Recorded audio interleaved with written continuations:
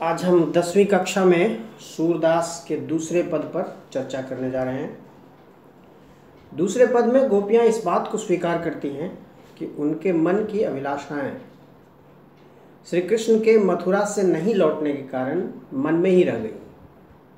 वे कृष्ण के प्रति एक निष्ठ अनन्य भक्ति को व्यक्त करने की कोशिश करती हैं और इसी क्रम में वे अपनी मनोदशा को प्रकट कर रही हैं। आइए देखते हैं पदों की एक एक पंक्ति को, उसके बाद इसका अर्थ समझेंगे। मन की मन ही माझ रही, माझ मतलब बीच में, अंदर, यानी मन की बात मन के अंदर ही रह गई।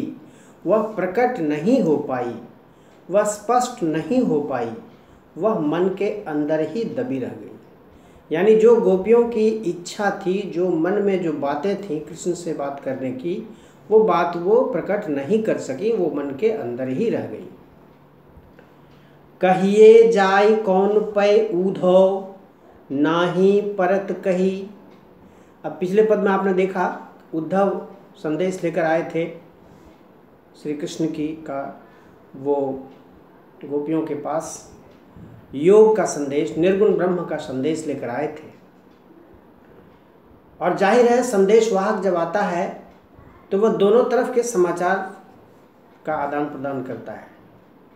इधर से वो क्या समाचार लेकर जाएंगे, गोपियों की ओर से कृष्ण के लिए क्या समाचार लेकर जाएंगे, ये गोपियां तय नहीं कर पा रही हैं। वो कुछ बोल नहीं पा रही हैं, मन की बात को स्पष्ट नहीं कर पा रही हैं। उनकी मन की बात मन में ही रह गई।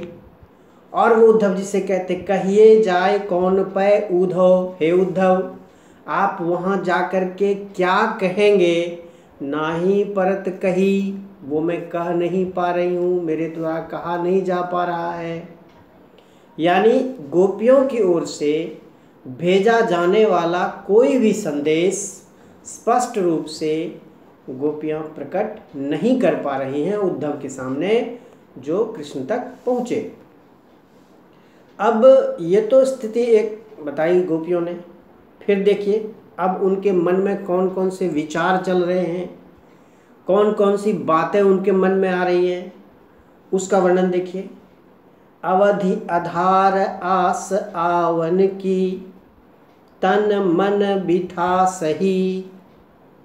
अवधि समय, आधार आधार, आस आशा, आवन की आने की, कि आने की आशा के आधार पर, यानी कृष्ण यहाँ आएंगे ये आशा थी, इसी आशा के आधार पर अब तक का समय, अब तक की अवधि बीती। और कैसे बीती, तन मन बिठा सही, चैन से नहीं बीती।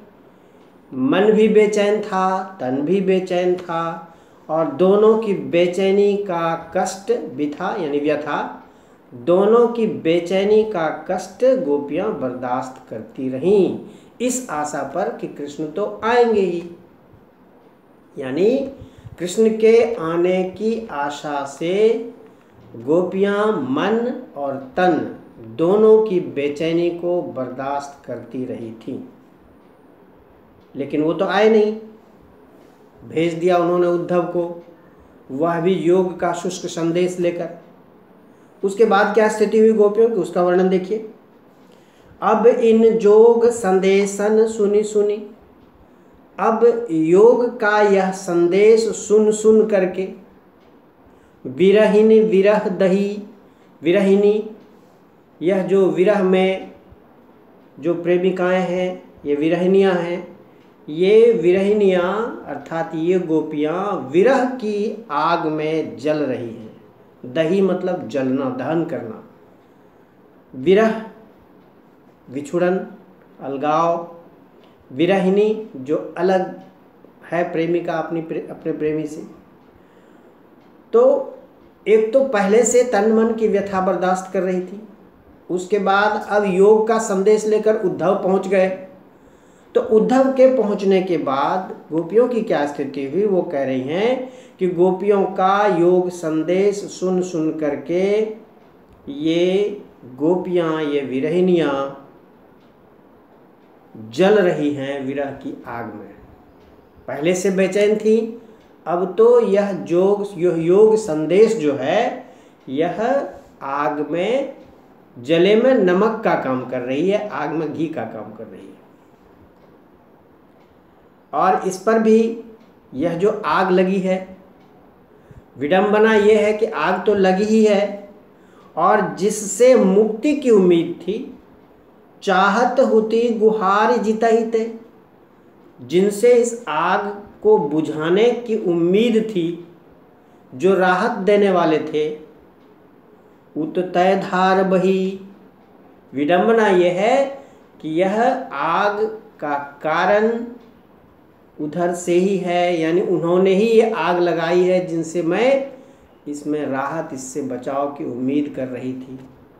अर्थात इसका कारण कृष्ण जी ही हैं। कृष्ण जी की विरह में जल रही थी और कृष्ण जी से ही इस विरह की आग से मुक्ति की उम्मीद थी, लेकिन पता लगा कि यहाँ तो कृष्ण ने ही इनको भेजा है, अर्थात इस आग में जलाने के कारण कृष्ण ही हैं। ये विडंबना गोपियों ने अपनी व्यक्त की है। सूरदास अब धीर धरहि क्यों, सूरदास कहते हैं अपने इस पद में कि अब गोपियों की स्थिति क्या है कि अब किस आधार पर धैर्य धारण करें।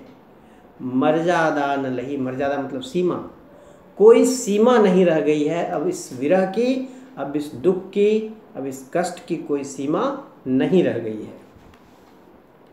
अब इसमें इस पद में गोपियों की मनस्थिति का वर्णन हुआ है, उनके अंतःकरण की सोच, उनकी भावनाएं व्यक्त हुई हैं, उनके मनोदशा का वर्णन हुआ है।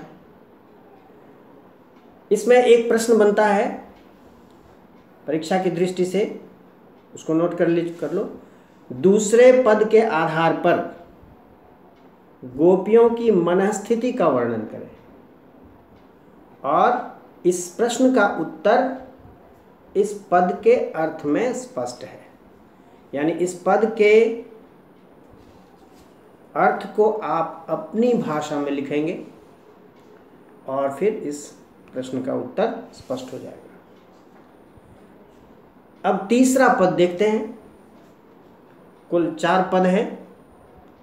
तीसरे पद में गोपियां उद्धव की दी हुई शिक्षा अर्थात योग साधना की प्रेरणा को कड़वी ककड़ी के समान बताती है। ककड़ी समझते हो, एक फल है, जो कोई फल बड़ा कड़वा निकल आता है, वो बिल्कुल खाया नहीं जा सकता, वो मुंह का जायका खराब कर देता है, एकदम खाया ही नहीं जा सकता उसको। तो उसी कड़वी ककड़ी के समान यह योग का संदेश है, और कृष्ण के प्रति अपने एकनिष्ठ प्रेम को हारिल पक्षी की लकड़ी की तरह बताती है। हारिल एक प्रकार का पक्षी है जो अपने पंजे में बहुत कड़ाई से लकड़ी का टुकड़ा पकड़े रहता है, वो उसकी विशेषता है, उसकी कमजोरी है। वो बिल्कुल मर जाएगा तभी उसको छोड़ेगा, नींद में भी उसको पकड़े रहता है, और बहुत कड़ाई से। ये उस पक्षी का स्वभाव है। तो गोपियां कह रही हैं कि मेरे लिए कृष्ण उसी हारिल पक्षी की लकड़ी के समान है। हमारे हरि हारिल की लकड़ी, हमारे हरि हमारे भगवान अर्थात हमारे श्री कृष्ण, ये हारिल पक्षी के पंजे में जकड़ करके पकड़ी हुई लकड़ी के समान है। हमारे हरि हारिल की लकड़ी, यानी जिस प्रकार से हारिल पक्षी अपने पंजे में लकड़ी को दबाए रहता है, मजबूती से पकड़े रहता है, जकड़ कर पकड़े रहता है, उसी प्रकार हमने श्री कृष्ण को अपने जीवन में बिल्कुल मजबूती के साथ पकड़ रखा है, जकड़ रखा है। मन क्रम वचन नंद नंदन उर, कान्ह कान्ह जकरी, मन वचन और कर्म, सोच में भी, शब्दों में भी और कार्यों में भी, तीनों स्तरों पर नंद नंदन अर्थात श्री कृष्ण, नंद बाबा के पुत्र, नंद बाबा के नंदन, हमारे हृदय में, हमारे उर में मन वचन कर्म तीनों से, तीनों स्तरों पर हमारे हृदय में भगवान श्री कृष्ण बसे हुए हैं। और हमारा मन जो है यह दृढ़ करी पकड़ी, बिल्कुल दृढ़ता के साथ, मजबूती के साथ पकड़ रखा उसने कृष्ण को। मन वचन कर्म तीनों ही स्तरों पर हमने कृष्ण को जकड़ करके पकड़ा है। सोवत जागत सोवत स्वप्न दिवस निसी, जागते सोते सपना देखते दिन रात, मतलब हमेशा कान्ह कान्ह जकरी, कान्हा कान्हा ही हम जपते रहते हैं, हम कृष्ण का ही नामोच्चार करते रहते हैं, हम कृष्ण को ही सदा सर्वदा याद करते रहते हैं। और जब इतनी मजबूती से तन मन से, मन वचन कर्म से कृष्ण को अपने सानिध्य में रखे हुए हैं, अपने अंदर पकड़े हुए हैं, तो ऐसे में उद्धव का योग संदेश कैसा लग रहा है? सुनत जोग लागत है ऐसो, ऐसी स्थिति में योग का संदेश ऐसा प्रतीत हो रहा है, ऐसा महसूस हो रहा है, जो करुई ककड़ी, मानो वह बहुत कड़वे स्वाद वाली ककड़ी के समान हो। बिल्कुल जीभ पर लेते ही एकदम मुंह का जायका बिगड़ जाता है। तो यह योग का संदेश उसी कड़वी ककड़ी के समान गोपियों को प्रतीत हो रहा है। सुतो व्याधि हम कौले आए, हे उद्धव ये कौन सी व्याधि, कौन सी बीमारी हमारे लिए ले आए हो? देखी सुनी न करी, जिसके बारे में न कभी देखा न कभी सुना, करना तो दूर की बात है। यानी यह योग का संदेश गोपियाँ कहती हैं कि हमारे लिए बिल्कुल अनजान बीमारी की तरह है। कभी कभी कोई नई नई बीमारी आ जाती ना, जिसके बारे में कभी कोई जाना नहीं, किसी ने सुना नहीं, उसका कोई इलाज नहीं। जैसे अभी एक नई बीमारी आ गई है चाइना से, कोविड-19 उसका नाम दिया गया है।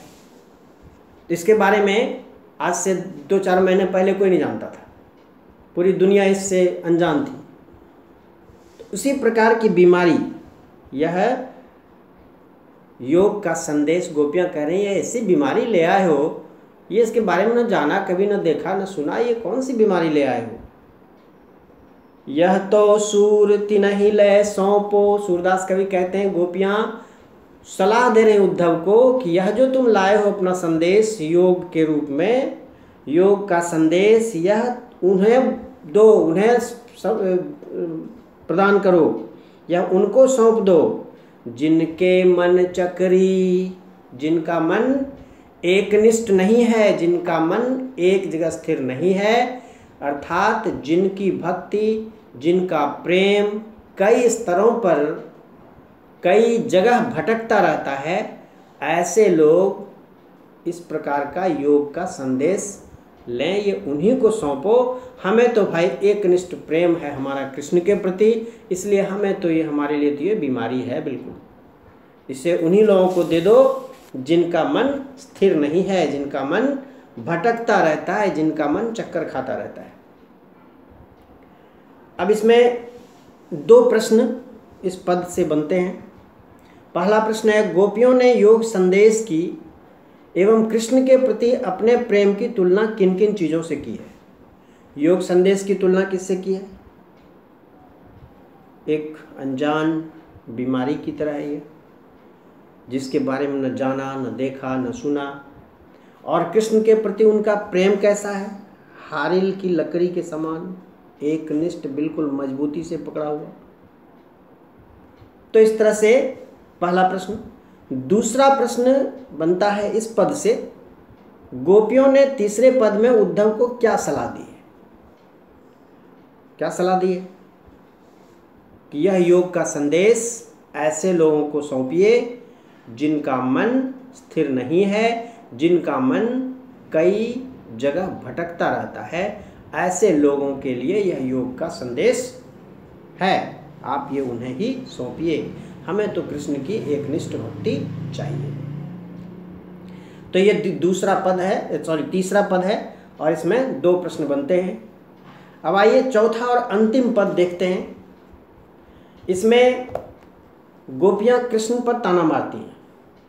जब देखा कृष्ण आए नहीं, उद्धव के द्वारा संदेश भेज दिया योग का, निर्गुण ब्रह्म का, कि निर्गुण ब्रह्म की उपासना का, तो ये गोपियां व्यंग बाण छोड़ती हैं। पहला व्यंग तो उद्धव को दिया था पहले पद में कि तुम बड़े भाग्यशाली हो, और अंतिम चौथे पद में गोपियां कृष्ण पर ताना मारती हैं, कृष्ण को व्यंग करती हैं।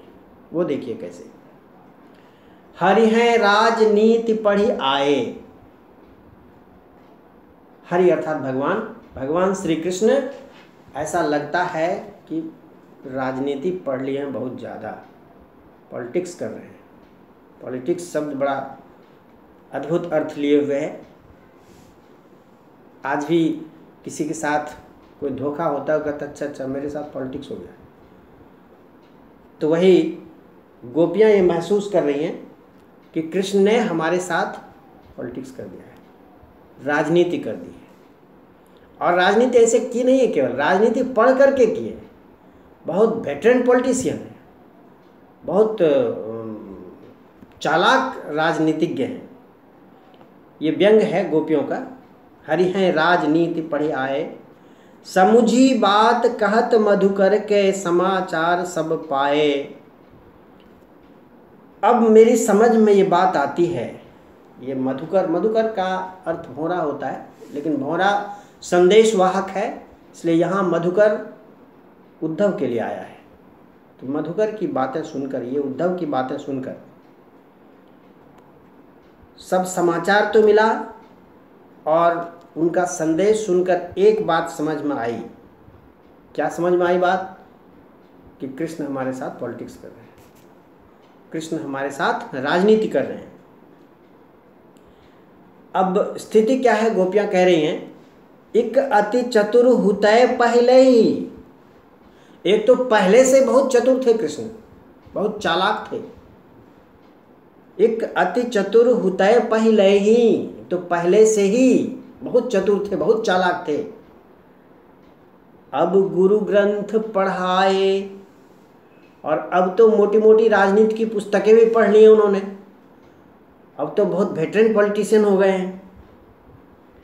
बढ़ी बुद्धि जानी जो उनकी जोग संदेश पठाए। मैं समझ गई कि उनकी बुद्धि बहुत बढ़ गई है, वो बहुत ज़्यादा चतुर हो गए हैं, बहुत पॉलिटिक्स की पुस्तकें पढ़ ली हैं, बहुत बड़े राजनीतिज्ञ हो गए हैं। इसीलिए उन्होंने हमारे लिए योग का संदेश भेज दिया, अपने खुद नहीं आए। ये तो गोपियों की दृष्टि से बड़ा गड़बड़ हुआ। अब गोपियां आगे कह रही हैं, उद्धव भले लोग आगे के।